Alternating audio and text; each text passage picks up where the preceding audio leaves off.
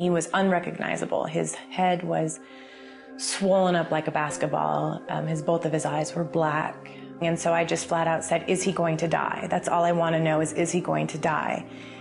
And she said, there's a high probability that he will.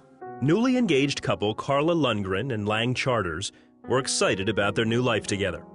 But they never imagined that their love and their faith in God would be put to the ultimate test.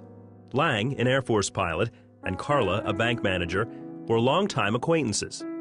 But after seeing each other again at a family party, sparks began to fly.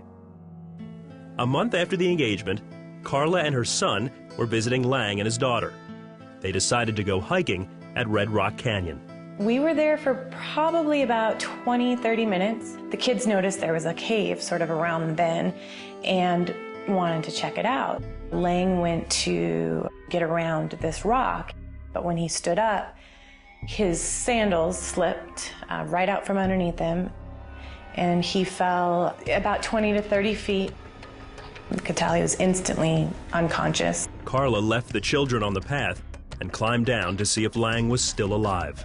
I saw his belly moving, so I knew that he was still breathing.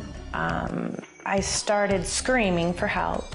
Right at that moment, this woman popped out from behind the rock and she says, I can help you. I'm a respiratory therapist. She helped me unfold him and there was no place to lay him flat. And he was still unconscious, and I just started praying. I never have prayed out loud in my life, and I was practically screaming my prayers. Soon, Lang stopped breathing.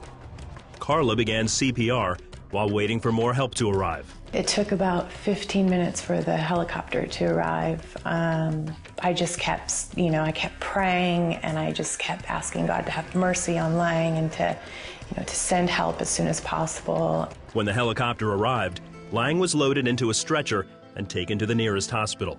And then that's when they did tell Lang's family, if you want to see your brother, your son alive, you need to get on a plane and come now, because we don't know how long he's gonna last. His brain swelled, and slits were cut into his eyes to release the pressure. The number of broken bones in his face resulted in what the doctors called a floating face. Carla began a blog recording Lang's progress, asking others to pray. I was really scared, but at the same time I felt comforted in a way. Like I prayed probably more than I've ever prayed in my life.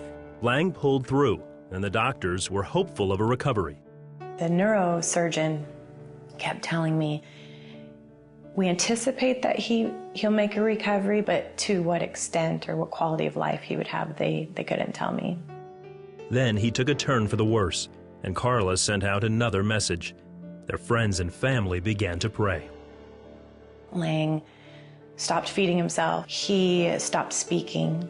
He couldn't walk. He couldn't get out of bed. He just was declining really quickly, and we couldn't figure out why. They did more tests, and they found out that he was the cerebral fluid in his brain was not draining properly, and so it was building up and causing these issues. The doctors installed a permanent shunt in his head to continually drain the fluid. After 2 months in ICU, their prayers had been answered. He was strong enough to be sent to the Veterans Administration Recovery Hospital in Palo Alto, California. Once we got to the rehab hospital, things, after the first couple weeks, things started picking up quickly with him. Then another prayer was answered. He would communicate on a little Libre board that we'd carry around with us. Until February 13th, his voice came back, and he just was able to talk. Carla was able to tell him about the accident. It still took me a while to kind of come to grips with what happened. During the 4 months at the VA hospital, Lang had to relearn all the basic skills, including walking, talking, and feeding himself. Carla stayed by his side. She gave up her job, she gave up her house, she gave up her being with her son for several months, all to be with me and to help me heal and help me survive.